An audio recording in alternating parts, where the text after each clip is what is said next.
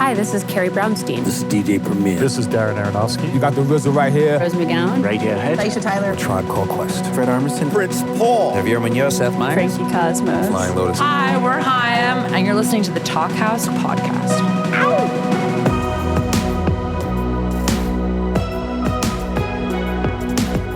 Hello and welcome to the Talkhouse Podcast. I'm Josh Modell. The inspiration for the pairing on today's episode goes back 40 years to one of the greatest concert films, maybe the greatest concert film ever made, Stop Making Sense.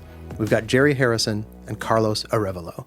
Harrison was, of course, the keyboard player and sometimes guitarist behind one of the most influential and groundbreaking bands of the 1970s and 80s, Talking Heads. The band's legacy can't be overstated. They made 8 incredible studio albums before splitting up in 1991. They're in the Rock and Roll Hall of Fame, and their impact on both other musicians and the culture at large has been enormous. And in addition to all those studio records, Talking Heads, along with director Jonathan Demme, made Stop Making Sense, the audacious live document of the band from 1983. The film was lovingly restored for its 40th anniversary last year, with both the visuals and audio painstakingly refreshed, the latter in no small part due to Harrison's efforts.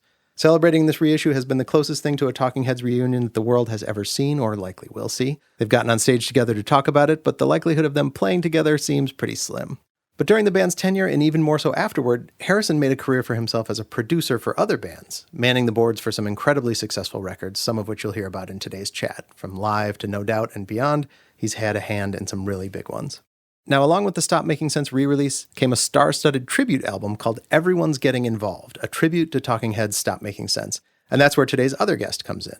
Now, the album features contributions from heavy hitters like Paramore, Lorde, and The National, but one of the best tracks is by Arévalo's band, Chicano Batman. The Los Angeles group has been around since 2008, mixing up a genre-defiant stew of psychedelia and R&B with bits of indie rock and Latin flair. On the trio's latest album, Notebook Fantasy, they stretch out a bit more than usual, allowing some extra breathing room for the songs.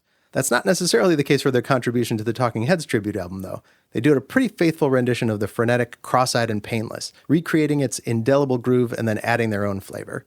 In this conversation, Harrison and Arévalo talk about how Chicano Batman approached their Talking Heads cover, including the special guests they brought in to help. Then Arévalo, a budding producer himself, picks Harrison's brain about some of the records he's produced over the years, from Live to Les Butcherettes to No Doubt. Great stories abound. Enjoy.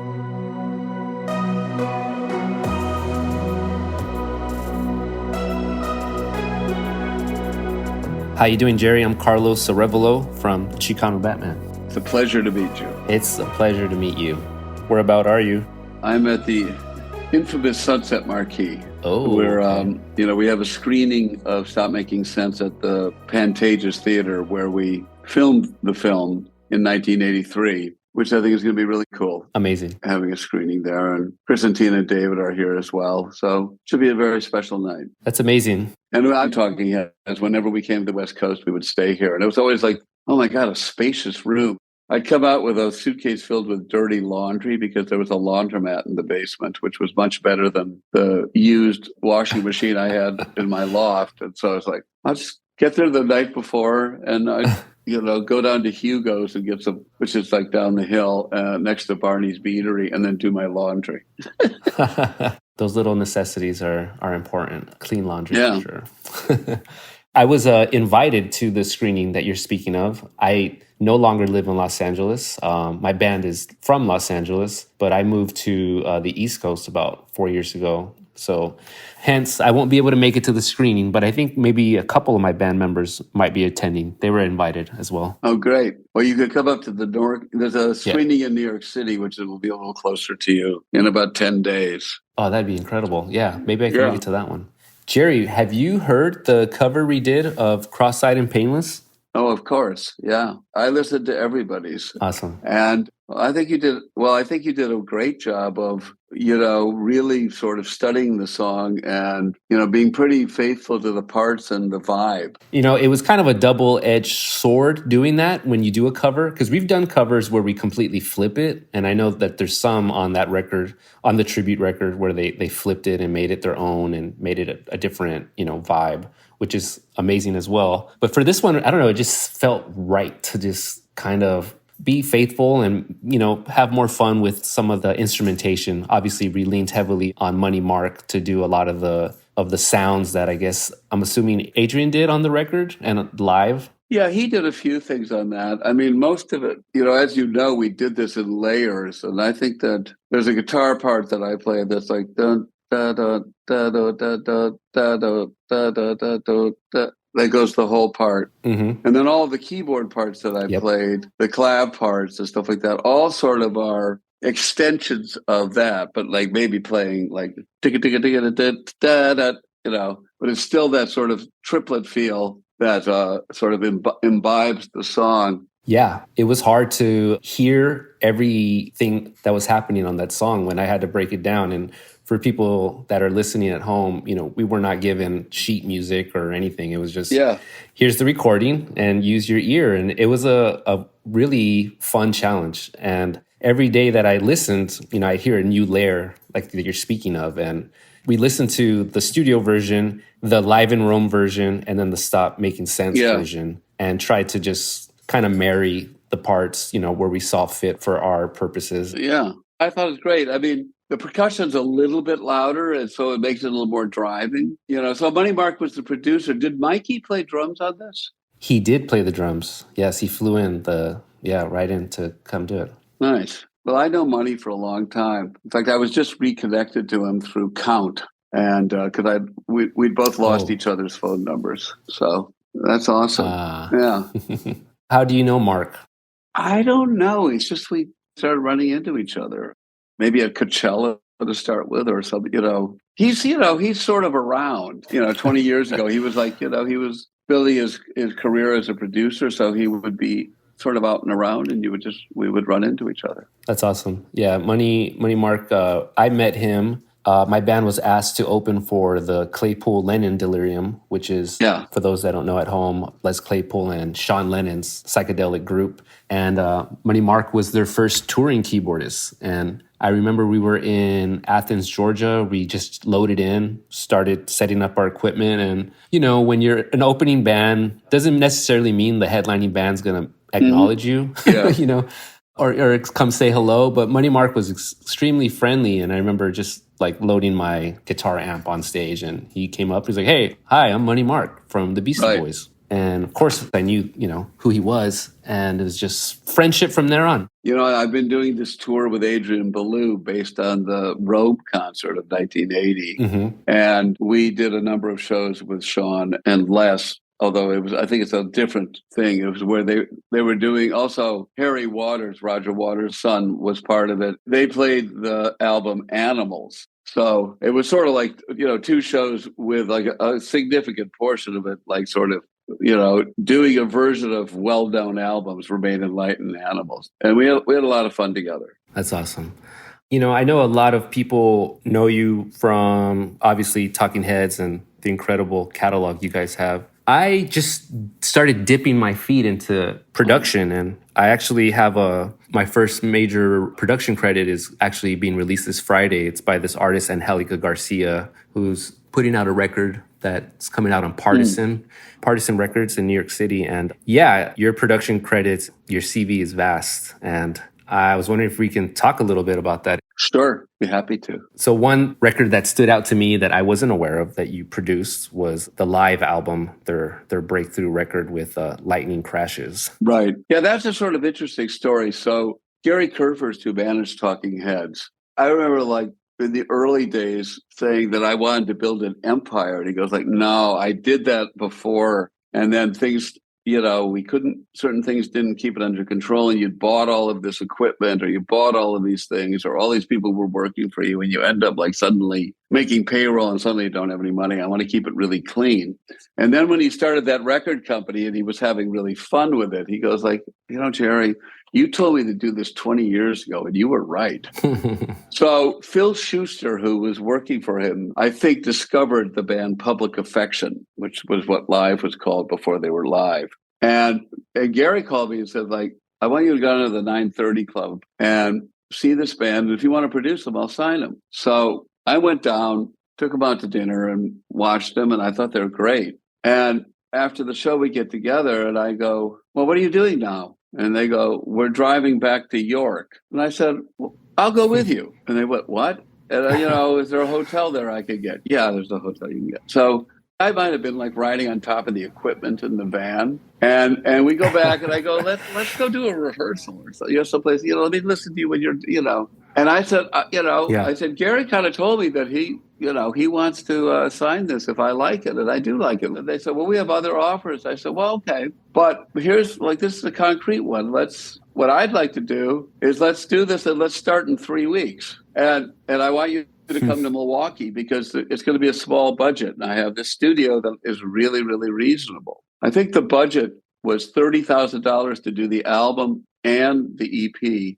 And that included their transportation, food, and hotels. And I found this funky residence, which was, I think, mainly retired people that included breakfast. So they each had their own room, which had a little kitchen in it for like $1,000 a month, And, and so we did it. And I remember calling Gary going up, I need another couple $1,000. He goes like, Jerry, I told you this was the budget. I said, yeah, but you're doing an EP of 4 songs and you're doing an album. This is like a lot of music. So this is mental jewelry. And Ed was allergic to the cats that were around the house. So some of the vocals he was singing, he was outside in the backyard so that he could be outside. And if you really listen closely on the vocal tracks, you'll hear like birds chirping or something like that. And Chad Taylor, I remember, this friend of mine had started this studio that had been down in a bomb shelter. He had moved it up to he had a sort of side-by-side houses. So we moved it into that house. Mm-hmm. And Chad Taylor kept going, I can't hear myself. Like his guitar, everybody's mix is always an issue. So I finally, we just drilled a hole in, of course, ruining the sound deadening between the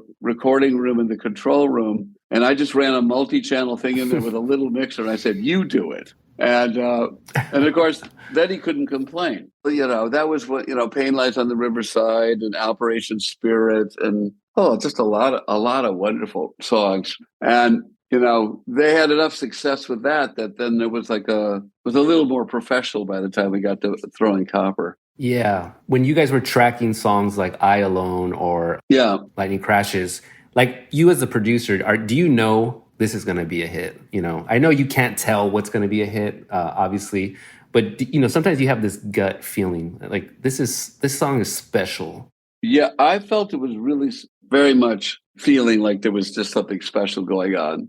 It was kind of interesting. We had Lou Giordano, who came out of Fort Apache in Boston. They wanted him to be the engineer, and we went up to Pachyderm just after Steve Albini had produced Nirvana's In Utero there. And there's things that I can hear in the drum sound that are similar on that album, because if you put a mic in a certain part of the room, it has this sound. I did a really interesting thing that once we had Pro Tools, this was unnecessary, but when you were doing analog recording, which was I filmed Chad Gracie's drums with sync with the sync track, the SMPTE track on the multi-track. So if we were ever doing an intro that was not this is without clicks. So, one of these things, when you're trying to overdub something which is retarding or the time is not necessarily fixed. So I was able to then sync the multi-track to the videotape when we did overdubs so that they could see Chad Gracie's hand hitting the cymbal so that's when they hit the chord, which I thought was really cool. And then we went down to Lake Geneva, Wisconsin. There was this great studio there called Royal Recorders. And Lou's mixes were just not killing it. And I started to get worried, but I asked Tom Lord Alge to come out, and he flew out, did one mix, which was Selling the Drama. And everyone knew, okay, this is where we're going. And then he came back a couple of weeks later. And yeah, I knew when that album was finished that this was going to be something really, really special. That album, actually, Gary Kurfürst, he came from an old school where he had seen bands overexpose themselves. And we had a hit song with All Over Now on that. And he deliberately did not make a video so that it didn't become a huge hit, which in retrospect was dumb because we had reached the period where people were making albums that were trying to eke out every sale out of it. Mm-hmm. And it's one of the things that I actually think somewhat spoiled the music business is that when people were trying to sell 10 million records, they often had to go tour the world twice. And so the period between records went from being you made a record every year to sometimes 2.5 years in between records. Yeah. So then you started to get this very conservative feedback from record companies, like it needs to sell like the last record, so it needs to be like the last record. And like if you think back to even the Talking Heads' first 4 records, which we made one a year, the Beatles sometimes made 2 albums a year. There was, or the Who, like the difference between the Who's first album and the Who, Happy Jack, and then the Who Sell Out, and then they're really different. And, yes, the Stones had a few records where they were doing covers of blues songs with maybe a couple originals. But, you see those albums like Beggar's Banquet going into Let It Bleed, going into Sticky Fingers. Like they deliberately go like, we have to do something different because it's coming. The audience doesn't want an extension of what we last did. And I also think that when people made albums for like vinyl, they were like 35 to 41 minutes long. yes. And when people started making CDs, there was something like, well, we have to give the people their money's worth. So everybody made a double record. So it cost twice as much. Yeah. You did not winnow out the worst songs. It wasn't just the cream of what you had written at that period. But also there was this conservative nature that like, how do we catch the same audience that we caught last time? Yeah. Well, if you think about Live's Throwing Copper, Lightning Crashes in particular, because it talks about childbirth, was very popular along high school girls, really. I mean, not the guys didn't love it. And if you wait 2.5 years, they're on their way to college. And like, why would they want to listen to the same? They think that they're grown up now. So why would they want to be loyal to something that was for 2.5 years ago? But when you made an album every year, then people buy into like, well, that wasn't one of my favorites, but that was an interesting experiment. I wonder what they'll do next time. So I think it really changed the record industry for the worse and put like undue pressure on bands. But I knew when we got to the mixing and I was hearing those mixes of Throwing Copper that it was going to be something extraordinary. Yeah, I've been analyzing a lot of records from the 90s as just the amount of dynamics. Yeah. Things aren't squashed. Everything isn't loud. There's quiet parts. There's parts that you have to listen for to hear. And that definitely happens in this song, especially after the bridge. I think they come back with the chorus, or the verse, and it kind of dips. Like it gets lower and then it comes back, Those cool little things are gone nowadays, I feel. Yeah, I mean, there has always been this loudness wars, even going back to like when people had a 45 on the record or the jukebox, that generally louder sounds better to people. So compression was definitely always there. I mean, we now have more, because we have look-ahead compressors. The mastering engineers or various things could do that. And people then started like figuring out how to write parts that sounded like everything had dropped down, like go to acoustic guitars at this place because you assume acoustic guitars are quieter, but the actual volume is less of a drop than if you actually did that live. Yeah. But then there were people like PJ Harvey who would literally, you start turning it up because you couldn't hear the lyrics and the verse and then the chorus, and the loud part would come in. And you have to like quickly go turn it down. Yeah. But I do think sort of things are overly compressed, and very often I've gone back, especially when I've done like reissues of Talking Heads songs, and like I sometimes would, some of them were with Ted Jensen and others with Bob Ludwig. I'd sometimes do mastering myself with like a Waves L2, a simple compressor. But so I could say, I think it can take 3 dB of compression. Any more than that, like all the balances between the instruments and the EQs get off. And then that guidance, then they could, they had, more expensive, more detailed compressors. They could, but because as much as they try to say, like you said, let's keep more dynamic range, they're still affected by, we want this record to compete. And the people that have been saying all the rest of the week, make it slamming, Yeah. Yeah. So I agree with you that it's become increasingly and it's fatiguing to your ears. It is fatiguing. We just made our latest record. It's called Notebook Fantasy. We worked with this producer, John Congleton. He's from Texas. He works out of LA. And he heard our last 2 records. And, because of probably mainly a lack of resources and just being a DIY band with, small budget, some of our records tend to sound, I guess for lack of a better term, lo-fi. Sure. But it's definitely like an aesthetic that we chose because were fans of records from the 70s, and they tend to have like this, warmth and mid-range and punch and very little high end sometimes. And we got very into that kind of aesthetic sonically.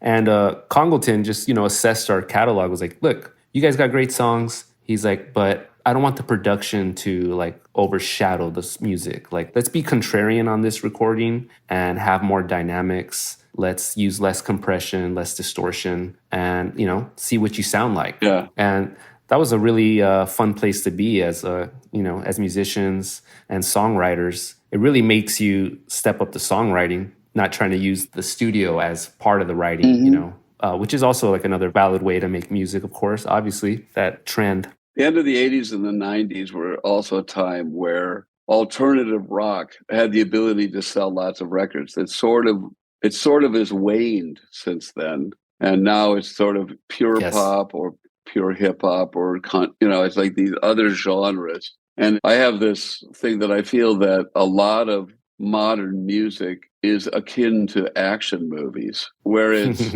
a series of special effects or like spectacular events strung together with a loose story, but that you don't ever, but you're not singing along. You don't buy into the story, but the excitement of the special effects or the, sonic, changes is really fun and exciting for a while. But it's like a Mission Impossible film. Like you can watch it a couple of times and you're like, well, I don't really care about Tom Cruise's character. I don't care about this. And so therefore, like, you don't put it on the next year. Whereas albums with great songs on them and I think those all, there's a lot of these albums that we're referring to for the 90s, they have a life. They just keep, people still like say, I love that album. I want to hear it again. Definitely. And it's this sort of attention to classic songwriting. But, it was also, this sort of marriage of more aggressive guitars, which, of course, took it away from being pop. It was like, these are guitar bands and where there's distortion and like an acknowledgement of the excitement of, everything from punk music to like the Ramones to Cream to, these things where it's like, that is this. I'm really energized when I go see them live. I mean, it might be loud and my ears are ringing a little bit, but that was amazing. Yeah. And it wasn't all about the production of like insanely complicated lights or costume changes or, dancers and all that stuff, which is really actually more akin to like what Broadway is. Yeah. Which is sort of taken over now. You watch the Grammys and very seldomly do you just see 4 people, 5 people, 8 people, 6 people just playing a song on stage. Yeah, and speaking of the songwriting, one last thing on Lightning Strikes is the chorus kicks in like 3 minutes in. I know. It's incredible. But the listener is, like you said, intrigued and following along from the beginning because, obviously the verse has a great hook as well, and that's just unheard of nowadays to have the chorus kick in 3 minutes later, Well, even just the length of it, you have to have the momentum and people wanting to hear your next single to get away with that. Definitely. Really long songs sometimes are hits for the longest. When I was growing up, there was a song called MacArthur Park that's super long, but it's a great song. And it just made it on the radio and it was like 7 minutes long or something like that. So it was like listening to 2 songs. Wow. But you really knew the song because you would like imbibed it for a longer period of time.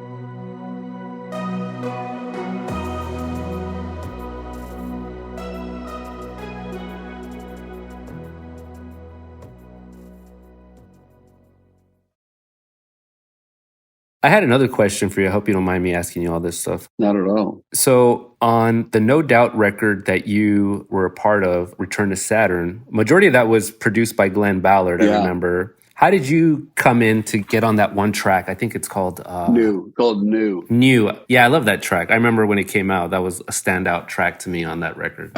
Actually, we did that originally for a soundtrack to a movie that was called Go. And then they liked it so much that they put it on Return to Saturn. And unfortunately, I think I was still in the middle of the Distance to Here with Live when they asked me to produce the record. And then I wasn't available. I And see. I was, I loved working with them. And it was like, Yeah. Gwen, again, is another amazing singer. I remember this like sort of amazing thing is that she was singing and her back was to the control room. And yet there was still something so evocative and sensual, but also like you could tell just by the way she was moving her back while she sang how into it what she was and how attached, how she had become one with the lyrics that she was singing.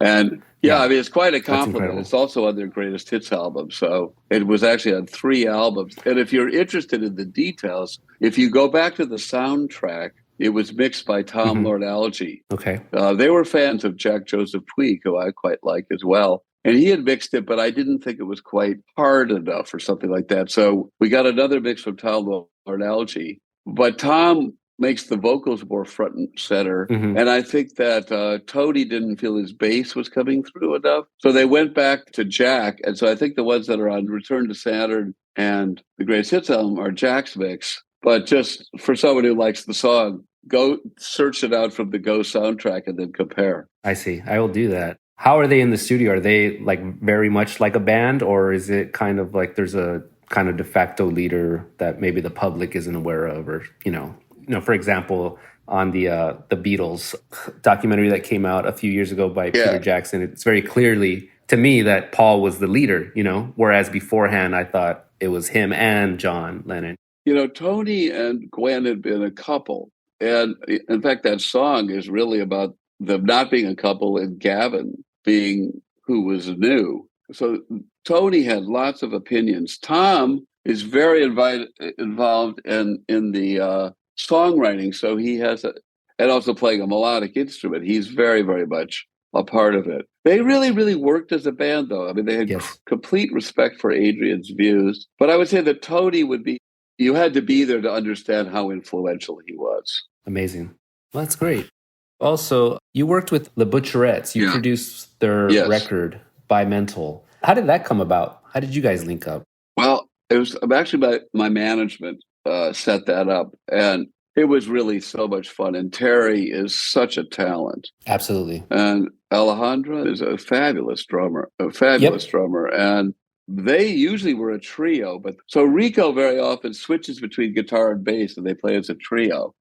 But they added Marford, and there is something about that record that I find that was sort of disappointing. We had started with one engineer, and he had to leave, and I had my engineer, who was maybe to them a little expensive, but he had basically straightened out all the drums. And the engineer that Terry brought in, who was like Omar's engineer, he was always saying how that working 11 or 12 hours was just so relaxing because Omar drove him so hard. And it was like it was sort of insulting, but I also wasn't that wild about the sounds he was getting. But he messed up the drums because he did some further edits, but he went back to the originals where things were out of phase. And so he inserted out of the phase drums into the drums tracks. And then Terry went off. And this is one of the modern problems, I think, is that everybody has Pro Tools. So when you're a producer of a record, you get to the point that you're thinking it's finished, but the band then takes it. And sometimes they go like, actually, I kind of miss my old arrangement, and they edit it or they add some other parts and stuff like that. And it's also my fault. She had been talking about how the album should reflect sort of the feeling that her mother, who she felt had been a schizophrenic. So she wanted it to have more weirdness. And we were, in the amount of time we were allotted, which was pretty short, I wanted to just get great sounds with her vocal and with all the people playing, because I thought they played great. And to me, they didn't sound like they needed all these extra colors. Now, so telling the story, so I was a little bit being conservative. Like, I think they sound great already. And we should at least mix them like this so people could digest that. And then before we just layer on a lot of, sort of things that are around the kitchen. And of course they can sound cool. And of course that's also, Omer loves things to be weird. and, does things like, okay, let's make it an MP3 and then we'll record back over it and stuff like that. And I think that level of experimentation is great, but I guess I have a sense of purity of recording that's not something I would find it to be a gimmick rather than a good way to work. I see. And so there were elements where she got all like saying that the drums were all messed up when she went back to work on it herself. And so they're messed up because your engineer fucked them up. And so they started putting in samples. And so they took away something that was very natural. I felt that there was another that I think, for instance, the video of Spider Waves is incredible. And I love that mix came out great. But there are places where I feel like it strayed from a simplicity that I thought would have been a nice change for her to show that, her voice and a guitar or a voice and a more stripped down arrangement also could have this impact. And it might have crossed into other people who are sort of not seeking things to be weird. But that being said, she's still a good friend, and I would love to work with her again. I just think she's amazingly talented. She is. And just spectacular. And I love the whole band. Sorry, I didn't want to take over the whole thing talking about production. We're here because of, the Stop Making Sense film and also live album and obviously the tribute record that followed. What are your thoughts on live albums? It seems like maybe nowadays people aren't really as into them, or they're not as big of a thing as they used to be. Well, I feel that Stop Making Sense was the first live album that had the sort of sonic power of a studio album. I think that there are a lot of fun live albums to listen to, but usually there's enough room mics in the audience that adds a sense of, I feel like I'm there. But a lot of times there's a sort of distance to the recording techniques. And so because of technological changes and some things that we did, we recorded it digital, and working with Eric Thorngren, we were able to have the drum sound have the presence of a mixture of more distant mics and close mics, and things without leakage and stuff like that, so that we could have the drums be louder and more slamming in your face. Yeah, there were a couple of vocal overdubs we did on that record because there was too much leakage on a mic. David, when you see the film, is running around and so it's just like this, it's not high enough quality. So we took the time and made it able to have this sort of capability of being both live and yet still with the power of in the studio and the control. Yeah. And, a lot of that is the brilliance of Eric Thorngren. So, wow.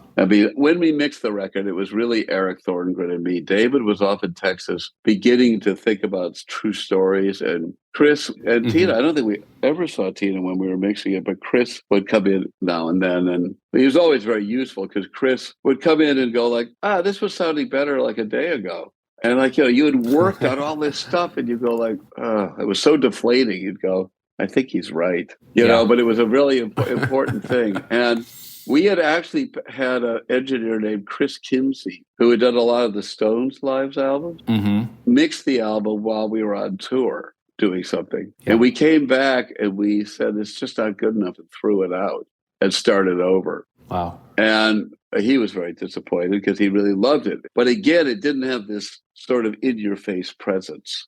So I think it's great when you play in front of an audience because you're talking to the audience and you get excited by the audience. And I think there are a number of singers that they feel tame in the studio. Yeah. And that you want them to have that sense of adrenaline that they need to reach the audience. So I really like well-recorded live albums. And I think, as I said, you can now do things with even including, you have samples of the drums. And if you have the trigger of what the guy played, if the drum mic moved off the drum or something like that, you can keep it, You have the same feel, but you have the consistency of sound. Do you recall the console you guys used for the Stop Making Sense? If we're talking about the album, the one that E.T. Thorngren did, we used an SSLs. I see. But we were moving studio to studio because we were booking it at the last minute. So we'd have the night at Sigma, then we go over to Soundworks underneath Studio 54. This was back at the time that SSLs broke down every night. And we were always going to this restaurant, Cancun, and getting some Mexican food and drinking a margarita, and then coming back and going oh my God, that was a little stronger than I thought. We got to stay up all night. There was one time both E.T. and I just fell asleep on the board for like 2 hours. Oh my goodness. And another time where we worked all the way through. I lived in Long Island City and I had a car. So I'd driven into the city and there were all these places like you could park from 8 p.m. to midnight. And then another one you could park from midnight to 3 in the morning, and then another part. So I'd moved my car like multiple times. And like I went out into the daylight at like 8 in the morning or something like that. It's like, I can't remember where it is. Because I was doing this every day. So it's like, it's here. And I just said, okay, it'll get towed. And I took the subway home. It was when we were doing Girlfriend. We were doing Wow. Girlfriend is Better. I just remember I was walking up the stairs of my loft, and someone said, "You look worse than I've ever seen you look." That's hilarious. Yeah. Wow. Yeah, I agree with you about live albums. When they're recorded well, there's something to behold. And for me, I went through a period where I was obsessed with jazz music. Specifically Miles Davis's like electric period. And there's like a wealth of great live recordings from the 70s through like 75 before he like semi-retired. The ones that really stand out are the Japanese live shows. There's one called the Gartha and Pangea. And there's just like this magic that you can capture, that only happens once. And if you're recording it, you have it. And if you don't, it's gone forever, except for the people that were there to witness it, And it's pretty magical to when you get a good live album. I totally agree. I don't know how much more time we got, but obviously, Talking Heads came up through the CBGB era. Yeah. One of my favorite bands of all time that I feel like there's not a lot of like info about is Television. Did you know any of the guys in the band, or do you have any fond stories or memories? Tom Verlaine, Richard Lloyd. I knew them, but not well. But they did their final show with Richard Lloyd. They did a series of shows at the Bottom Line, which were just spectacular. And the interplay of those two guitars were just so wonderful. This might seem strange, but do you know the band Quicksilver Messages Service? That was a 60s band in the sort of scene around the San Francisco, so with the Grateful. Yes. So I think that John Cipollina and Tom Verlaine have some similarities in their guitar playing. And I also thought that when David and I on the Fear of Music tour, like when I walked into being both a guitar player and a keyboard player, I was much more experienced on keyboards. And so I was developing as a guitar player. And I felt that around the time of Fear of Music that we began to get some of that beautiful interplay that Richard Lloyd and Tom Verlaine had.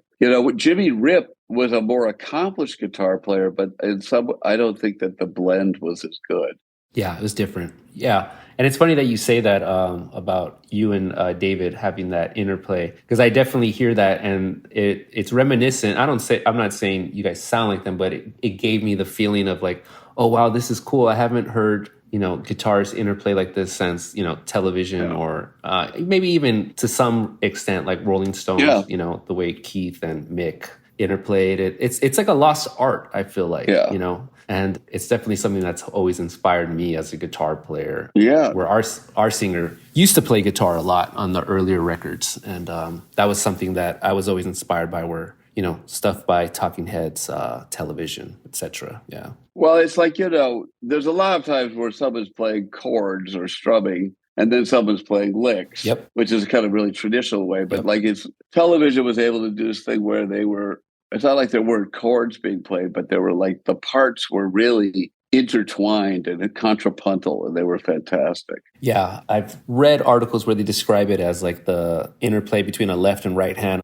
I think that sums it up really well. Oh, that's an interesting that's a great way to think about it. Yeah. Sorry, I've been asking like all these questions. I assumed most people listening to this, want to hear what you have to say. You've been in this industry for many decades, and you have a wealth of knowledge that I just thought I had questions that maybe hadn't been asked before. Yeah, well, no, this has been very enjoyable. How long did it take you to record Crosseyed and Painless?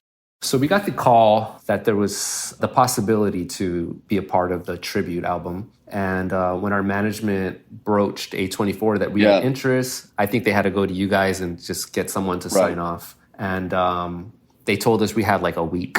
And so I flew out because I live in the DC area. I flew immediately to LA, we booked the studio called Steakhouse in North Hollywood. It's the studio that Steve Lukather and I think Toto owns or owned at one point. It has an amazing Neve console.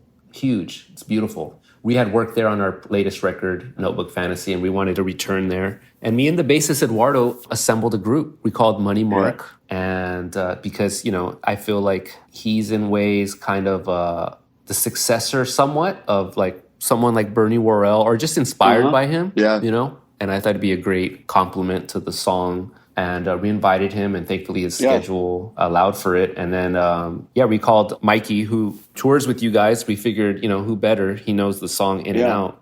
Been playing it for months.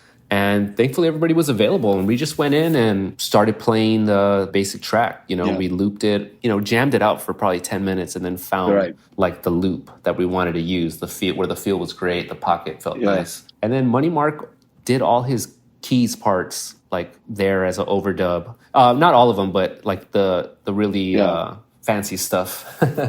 He just did it like very nonchalantly, sitting on the couch right in front of the console with his sequential sick track. And it was just incredible what he was doing. It was very improvised. It was very off the cuff. And we had our takes. And then the next day, Eduardo and I went to his studio in Commerce and got in front of Pro Tools and just started going through the stems and the session, and really just A-Bing it against, like I said, the Rome concert and the studio recording, as well as the film. And I literally had a map, a map of like all the parts, you know, pre-chord. And it's a very tricky song, you know. It is. These songs are very weird. You could, like, a lot of things have to be right for it to work. Absolutely.